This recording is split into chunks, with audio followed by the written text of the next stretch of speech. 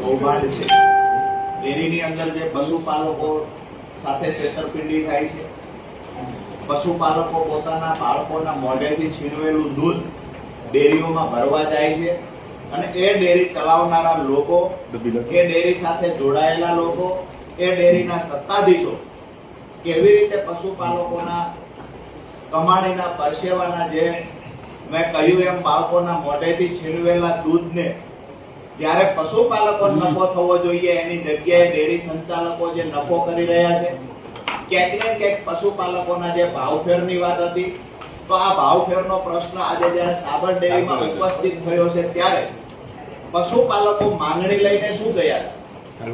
આજે વિસ્તારમાં ચર્ચા થાય છે ક્યાંક ને ક્યાંક ભારતીય જનતા પાર્ટીનું આઈટી સેલ હોય કે સાબર ડેરીમાં જોડાયેલા અમુક સત્તાધીશો જેને મલાઈ ખાધી છે, એ ક્યાંક ને ક્યાંક એવી 2 દિવસથી ચર્ચાઓ વહેતી મૂકી છે કે અહીંયા સમાધાન થઈ ગયું છે, પશુપાલકોની માંગણી સંતોષવામાં આવી છે, તમામ આરોપીઓને જામીન મળી ગયા છે, આવી વાહિયાત વાતો કરવામાં આવે છે। પરંતુ આજે અમે પત્રકાર મિત્રોના માધ્યમથી સાબર ડેરી સંચાલકોને પૂછવા માંગીએ છીએ કે ખરેખર જે માંગણીઓ પશુપાલક લઈને ગયા હતા એ માંગણી સંતોષવામાં આવી છે ખરા? પશુપાલકોની માંગણી તો સંતોષવામાં નથી આવી, ઉપરથી નવા પશુપાલકો પર, નિર્દોષ પશુપાલકો પર કારણ વગરના જુઠ્ઠા કેસ કરવામાં આવ્યા છે। આ જુઠ્ઠા કેસ કરવામાં આવ્યા એની આવનાર સમયમાં મુદતો નહીં પડે, એમના માટે કેસ લડવા સરકાર તરફથી વકીલ રાખવામાં આવશે। આમ આદમી પાર્ટી જે માંગણી લઈને નીકળી છે, જે તમામ પશુપાલકોની માંગણી છે કે એફઆઈઆર રદ થવી જોઈએ, તો એફઆઈઆર રદ કરવા મુદ્દે સાબર ડેરી સરકાર સાથે મળી, પોલીસ સાથે મળીને શું રસ્તો લીધો?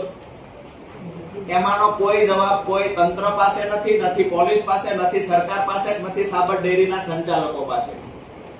વાહિયાત વાતો કરી અને પશુપાલકોને ગેરમાર્ગે દોરવાનું કામ કરી રહ્યા છે। અહીંયાથી ગઈકાલે હું બાયડ આસપાસના ગામડાઓના જ્યારે પ્રવાસે હતો, પશુપાલકોમાં એવડો ડરનો માહોલ છે કે ઉલટાના સાબર ડેરીના સંચાલકો પશુપાલકોને ડરાવે છે, ધમકાવે છે।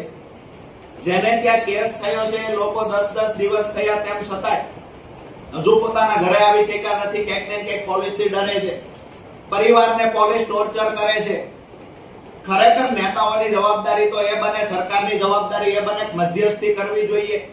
ક્યાંક ને ક્યાંક પશુપાલકોની પોતાની મંડળી છે, પોતે સભાસદ છે, તો એમની માંગણી સંતોષાવી જોઈએ। તો મધ્યસ્થી કરવાની જગ્યાએ સરકારના ઈશારે પોલીસને આગળ કરી અને સરકારના કહેવાથી કેસ કરવામાં આવ્યો છે। તમામ નિર્દોષ લોકોને આરોપી બતાવવામાં આવે, પણ ગંભીર ગુનામાં જેમાં 10 વર્ષ કરતા વધારે સજાની જોગવાઈ છે। એટલે ક્યાંક ને ક્યાંક જ્યારે ભ્રષ્ટાચાર થતો હોય, જ્યારે કોઈના ખિસ્સા કપાતા હોય, આજે સાબર ડેરીમાં પશુપાલકોના ખિસ્સા કપાયા છે, જ્યારે ખિસ્સા કપાતા હોય અને અવાજ કોઈ ઉઠાવશે તો એનો અવાજ દબાવવાના પ્રયત્ન અહીંયા જે થયા છે ખરેખર તદ્દન નિંદનીય બાબત છે। આવી જ રીતે ડરનો માહોલ ઉભો કરીને આવતીકાલે સંખ્યા ન થાય એના પણ પ્રયત્ન ક્યાંક ને ક્યાંક સાબર ડેરી અને ભારતીય જનતા પાર્ટીના નેતાઓ દ્વારા કરવામાં આવે છે।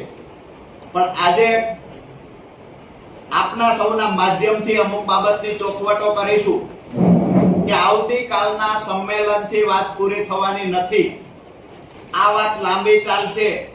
આ વાત ભરૂચમાં જેના પુત્ર વધુના નામે કંપનીઓ ચાલે છે, સાબર ડેરી સાથે જોડાયેલા લોકોની આ કંપનીઓ સુધી વાત જશે।